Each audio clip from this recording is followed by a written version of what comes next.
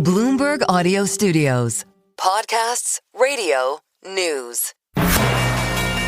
This is a breaking news update from Bloomberg. Instant reaction and analysis from our 3,000 journalists and analysts around the world. So this is for the fourth quarter, the look back. We are looking at EPS, $1.95, a share that's a penny light from what the street was expecting. Fourth quarter operating margin, that came in smack in line with what the street was forecasting, 11.7%. Here's to the outlook. Amazon sees first quarter net sales $173.5 billion to $178.5 billion. The estimate on the street, kind of in the middle of that, $175.54 billion. So maybe potentially it could be below that based on that range. Taking a look at shares of Amazon They're here lower. In the aftermarket. Down by about 4.4%. All right. Now 3.9%. Bouncing around a little bit. But still lower by 2.5% now. Yeah, they are definitely bouncing around. So let's see. Let's go through some more of the numbers. Yeah, the one that you hit that really sticks out, Carol, is first quarter net sales. That outlook sees net sales $173.5 to $178.5 billion. That's within estimates of $175.54 billion. Amazon sees first quarter operating income coming in. This is really light, $16.5 billion to $21.5 billion. The estimate was for $22.24 billion. So profit expected to take a hit, at least not looking like what analysts wanted to see. Again, $22.24 billion is what analysts wanted to see. First quarter operating income set to look $16.5 to $21.5 billion. All right, let's continue with a look back there. Fourth quarter North America net sales, $127.08 billion. The estimate was slightly above that at $127.21 billion. You seeing this CapEx number? Now we're getting the good stuff. Yes, 2026 CapEx, about $200 billion. That way exceeds estimates. That estimate was for $146.11 billion. Shares moving lower in the after hours, now down by about 7%, 8%. All right, so we are seeing some pressure here. Hey, let's go through. There's more results. As we mentioned, net sales, $213.39 billion for the fourth quarter. The estimate on the street was $211.49 billion, according to Bloomberg consensus. Physical stores, let's actually go to online stores. Net sales, $82.99 billion. That's pretty much what the street was expecting. The estimate was for $82.3 billion. AWS net sales, $35.58 billion was the quarterly results for the fourth quarter. Estimate was for $34.88 billion, so a little bit better than what the street was expecting. And let's go to, we saw the EPS, that was a penny light. Where else do you want to go? I want to go to some commentary. Amazon, I'm looking through the press release, sees 2026 CapEx, again, $200 billion to estimates of $146.11 billion. That's the headline. Mm-hmm. That's the story. We're going to stick to that one throughout the program. We are going to get additional details. For example, Amazon saying that demand is strong for AI, for chips, robotics, saying strong demand for its existing offerings.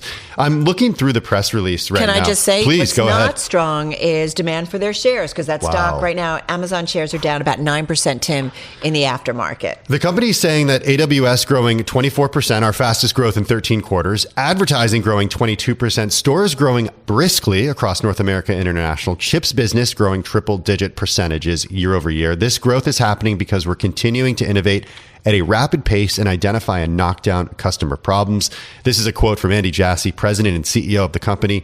He says, quote, with such strong demand for our existing offerings and seminal opportunities like AI, chips, robotics, and low Earth orbit satellites, we expect to invest about $200 billion in capital expenditures across Amazon in 2026 and anticipate strong long-term return on invested capital. That $200 billion is not what investors were expecting. Again, investors were expecting $146.11 billion. That is a huge increase from those expectations. Yeah, right now shares of Amazon, they're down about 10, almost 11% here in the aftermarket. So that CapEx line, just like we saw play out with Alphabet last night, a bit of a shocker. And certainly initially we have investors not liking that number. So again, Amazon seeking now 11% on that higher than expected 2026 CapEx forecast.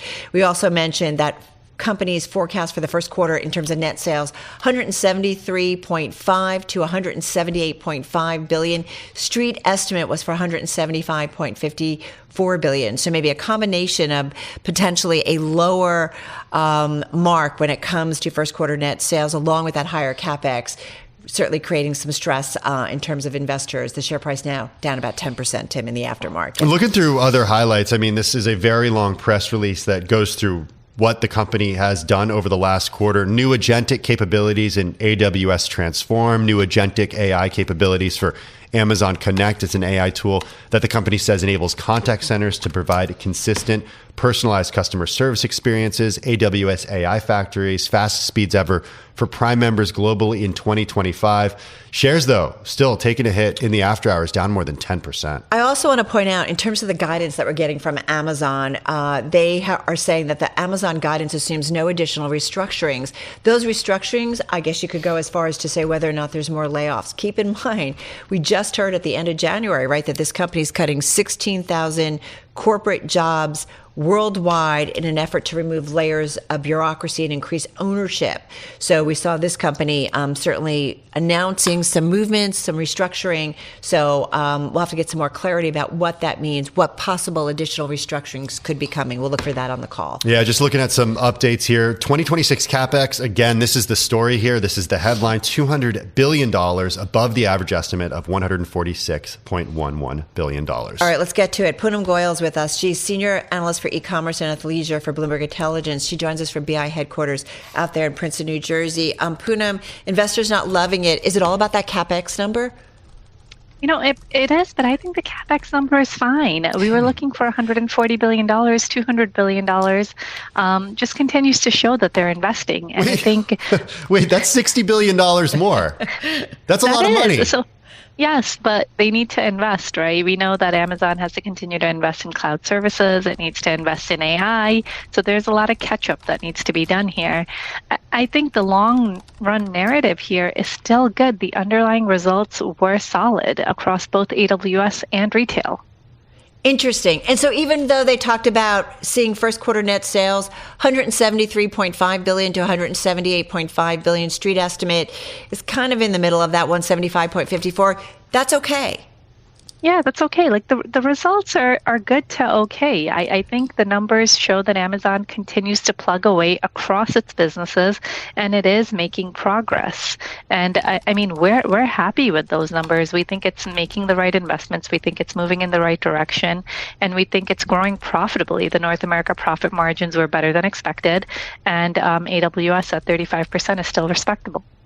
Okay, so If we're not too concerned about the CapEx here, why are we seeing investors react like this, down as much as 10% in the after hours, down as much as 11% in the after hours?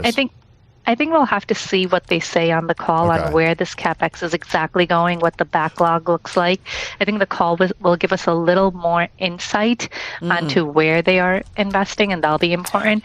But I think, expecting higher CapEx than what we had thought yesterday, especially after Alphabet's result, was what we were kind of expecting. So the reason Carol and I are like fighting to get to ask you this question, because maybe we're going to the same place. Let's see. So Andy Jassy in his press release, in his comments, actually has two sentences here, and one of them does mention the $200 billion in CapEx, but he says there are seminal opportunities like AI chips, robotics, and low Earth orbit satellites. Therefore, we expect to invest about $200 billion in CapEx across Amazon in 2026. Of those, AI chips, robotics, low Earth orbit satellites, where do investors want to see the investment? Would they rather see them in AI and chips than in low Earth orbit satellites? I mean, SpaceX kind of owns that. I would agree with you there. I would like to see it more on their core business rather than ancillary businesses. So one of the things that caught my attention, I'm thinking about, the jobs that they are already cutting, those corporate jobs. We got that late January. Poonam, Amazon saying guidance that they put out assumes no additional restructurings. What's your read on that? Is it, I'm just curious. Is it more job cuts, other shifts? What's our takeaway there? I think you'll continue to see job cuts. I don't think we're over. They've highlighted it pretty clearly in their shareholder letter last year that AI is going to allow them to pare back on jobs, especially when it comes to some of those jobs that can be automated in the distribution centers and the logistics and in the technology workspace. So I don't think it's over. I think there's more to come, but I do think that they started and they're continuing to just push through what their original plans were for now. In terms of operating margin, 11.7%, so that was bang in line with what the street was expecting. They're managing costs, they're getting ahead of things. That was a good thing to see that they kept that margin. Yeah, it was actually really good. In fact, when I look at the margin composition and I look at the North America operating profit margin, which is largely retail, that was slightly ahead of expectations at 9%. So that was encouraging to see. Their international margins that were okay. And AWS, once again, that's really where you get the margin from. 35% was right in line with expectations. So I really think the quarter was in line to slightly better from an operating fundamental standpoint. I think CapEx obviously higher. We want to see where that investment is going, but hopefully they're making the investments and where they need to grow both the AWS and the retail business. All right, just to recap, we've got shares of Amazon paring their decline a little bit. The stock has been down as much as 11% post-market, right now down about 7.5% here. Again, some of the headlines that we have highlighted on the Bloomberg, the company says 2026 CapEx about $200 billion. The street estimate was $146.11 billion. Sees first quarter net sales. We've talked about this range, $173.5 billion to $178.5 billion. Street estimate is $175.54 billion. What else are you looking for? I mean, obviously more clarity in terms of what we'll get on the call, but there's, we were talking to Spencer Soper earlier, and he's like, there's just so much that comes out when you're dealing with Amazon. What other clarity are you looking for from this company? Or what other aspects? Sure. I guess number one, we discussed the CapEx, where it's going. Number two, the backlog on AWS. I think that would be an interesting point to look at. And on the retail side, they're doing a lot, whether it's Rufus, whether it's Alexa Plus. I'd love to hear how they're integrating AI into the workflow for consumers to just make that conversion much easier. And then what they're doing with OpenAI, right? We don't know. There was news earlier about a $10 billion potential investment.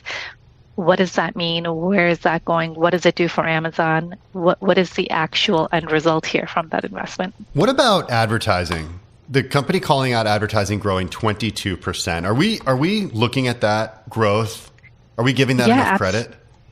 I don't know if we're giving it enough credit, but what I would say is it's still, 20% plus growth is admirable for Amazon. We think that advertising is a segment that's sometimes overlooked as we get kind of caught up into AWS. I'd just say that for us, advertising is very important because it helps funnel the retail business. It's where you get the money to fund the retail business, and the growth that you're having its pursue, especially when it comes to physical stores, is grocery. It's high profit margin, higher than the cloud business. So clearly a very important vehicle for them as they move forward. Where are the opportunities for advertising? I mean, I finally did it. I said, yes, $3 a month because we want to watch The Night Manager without any ads. Those ads were really annoying me. And I did it. So I guess I'm part of the problem, or I guess for Amazon, part of the solution. But where's the growth? But there's just so much more, right? If you think about the retail platform, there's a lot of advertisement done just on the e-commerce aspect of the business. When you have Alexa Plus, when you have Rufus, they're embedding advertisement in all sorts of ways. On the media side, yes, you're one of the few people that is opting out for those ads, but there are still millions of people who want it ad-free. And therefore, as they increase content, especially, and now they're increasing content using AI to help facilitate even faster content, there's just so much opportunity for advertising still. Listen, I know this isn't your bailiwick, but I just think about Microsoft, Alphabet, like all of these hyperscalers, when it comes to the cloud and the AI spend. Is there a takeaway for you on all of this as you kind of watch these numbers that have come out over the last week or so? And Alphabet, of course, was just last night. Yeah, I think the big question that I'm hearing everyone ask is, we continue to spend all this money, but what is the ROI on this CapEx? How do we kind of identify what the return is on the incremental investments that they're making, whether it's in chips, whether it's in other parts of the businesses? Help us understand how to kind of gauge that impact. All right. Great stuff as always. Covered it all. Poonam, thank you. We'll be looking for your research. I know you're going to be working on it later on. It'll be on the Bloomberg. Poonam Goyal, she's senior analyst for e-commerce and athleisure for Bloomberg Intelligence out there at BI headquarters in Princeton, New Jersey. We're not done. We're going to stay on Amazon because we continue to see this stock. It's off its lows. It was down as much as 11% here in the aftermarket. Now, Tim, just down about 7%. I want to bring in James Chalkmock, partner and chief investment officer at Clockwise Capital. They've got about 70 million in assets under management. Also, they've got the Clockwise U.S. Core Equity ETF, ticker is TIME, and Amazon is the third biggest holding in the fund, more than 5% of the fund. James, with shares down 7.5%, are you buying more tomorrow? I don't think we'll be increasing our positions on increasing the size of any of our positions at this juncture, with the exception of the semiconductor space. We see that the CapEx numbers continue to come in ahead of expectations across all the hyperscalers. I would think you just have to follow the money in this market. And, we're equal weight, roughly, with the index with respect to Amazon. Mm-hmm. See no urgency in grossing up Amazon or any other of the mega cap names. Are you concerned about the $200 billion that Amazon will spend this year? Obviously, it's a concern for them and for everybody else. We're living in a world now, in a market now where, earnings, free cash flow, return on spend, all those things are important again. Just a couple of quarters ago, you couldn't spend enough and be rewarded for it. And now, the market's kind of getting religion again as it relates to, the financial performance and the financial expectations and projections for these companies. And, it was bound to become relevant again at some point. And, it really started last quarter with Broadcom in the month of December. And now you're seeing it percolate across all the companies reporting in January, February. I want to ask you about what the details are that matter. And I'm looking at some other highlights from the press release from the last earnings. They announced, this is some of the highlights since the company's last earnings announcement include that Amazon announced new AWS agreements with OpenAI, Visa, the NBA, BlackRock, Perplexity, Lyft, United Airlines, DoorDash, Salesforce, U.S. Air Force, Adobe, Thomson Reuters, AT&T, S&P Global,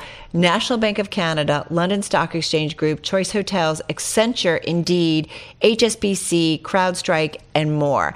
The reason I went through the list is because I feel like, we have this question, is it just about the hyperscalers spending and building out? But what we're increasingly seeing, right, is more businesses tap into this. Can we make the assumption at this point, James, that these are businesses that are going to continue to have to spend with an Amazon or, for that matter, with an Alphabet? Absolutely. I think you have to make that assumption. The world is only going in one direction. Productivity is only going to grow. And you need to leverage the infrastructure that these companies have built in order to achieve those goals and capitalize on those opportunities. That being said, at the money and the profits do matter, and we're going through a transition period right now where kind of growth assumptions are being revisited, valuation assumptions are being revisited. If you look at all the companies that have reported thus far, and a lot of them have traded down, I think Meta being kind of the main exception. Estimates have gone up for the most part. However, Palantir is actually the poster child for this. Estimates came up materially. However, the stock has since fallen back a lot. And what that means is when estimates go up and the stock goes down, that means there's valuation compression. And you're seeing the market right now north of 3 times sales. Valuations are at or near all-time highs. And, they have to come in. And that's why you got to stay nimble. You got to stay hedged. And I don't think any of these companies are going to be immune, with the exception of semiconductor companies, which are probably the only area of the market where you can likely see outperformance relative to expectations by the biggest margin on earnings versus other tech companies and other sectors. So when Meta Platforms He was Meta earlier this. No, it was Alphabet yesterday. Yeah, Meta last I'm week. losing track here, James. Thank you, Carol. See, Matt Miller, I'm not the only one who forgets what date it is. When Alphabet, when other companies report higher than expected CapEx, like Alphabet yesterday, you see, at least in the knee-jerk reaction, you could see like a Broadcom moving higher, for example. Who's the beneficiary of this $200 billion? I mean, it's all the companies that you'd consider, within the AI ecosystem, from NVIDIA on down. But really, what we're focused on in terms of our holdings is where the scarcity is. We think there's scarcity in two aspects of the semiconductor industry, and that's memory and manufacturing. That's why we actually took up our Intel position today. Micron continues to be one of our top holdings. And, we think that the other areas of the semiconductor landscape will increasingly become commoditized over time. And that includes NVIDIA, AMD, and others.